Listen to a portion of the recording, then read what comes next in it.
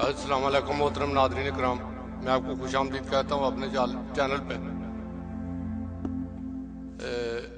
आज बात करेंगे जनाब जो रस्में हैं मरने की, मरग पे किस तरह का पंजाब में सोग मनाया जाता है।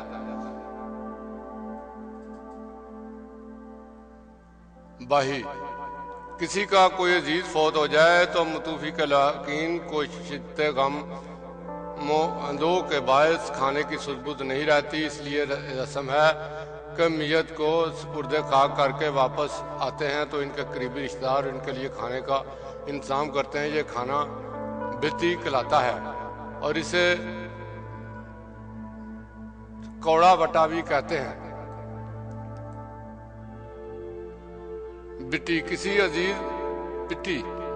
किसी अजीज के मातम में सीने और मुंह पर दो हंटरे मारकर रोना पीटना।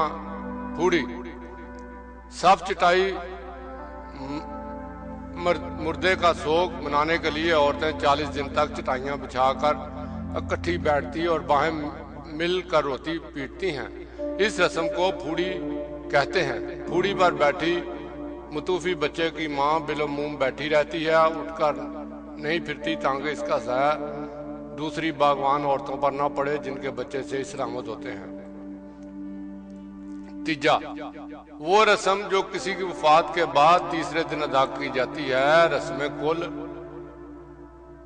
मर्द अमूमन 3 दिन सोग मनाती हैं। तीसरे दिन फाते ख्वानी के बाद अपने कारोबार में मसरूफ हो जाते हैं। दांद लदाई किसी अमीर की वफात पर मजहबी रसूम अदा करने के सिले में मुल्ला को मिलने वाले कपड़े, बर्तन और अनाज वगैरह। स्यापा किसी अजीज की वफात पर औरतों के रोने पीटने की रस्म। इस मौका पर मरने वाले के औसाफ को याद करके छाती कूटी जाती है। स्यापे में नाइन वही किरदार अदा करती है जो नमाज में इमाम। यह रस्म हिंदुओं में आम थी, मुसलमानों में तकरीबन नापैद है। कट वो रस्म जो मैयत के 40 दिन बाद अदा की जाती है। अजीजों और रिश्तेदारों को बकायदा मदऊ किया जाता है। फाते ख्वानी के बाद सारी बरादरी की मौजूदगी में मतूफी के सबसे बड़े बेटे के सर पर बाप की पगड़ी बांधी जाती है। गोया इसके बाद वो अपने वालिद का जानशीन होता है। कीरने मैयत के सोग में काटे जाने वाले रोने धोने के गीत। मुकान तजियत की रस्म मनाने के लिए औरतों का इज्तिमा। हौका किसी अजीज के मरने का गम।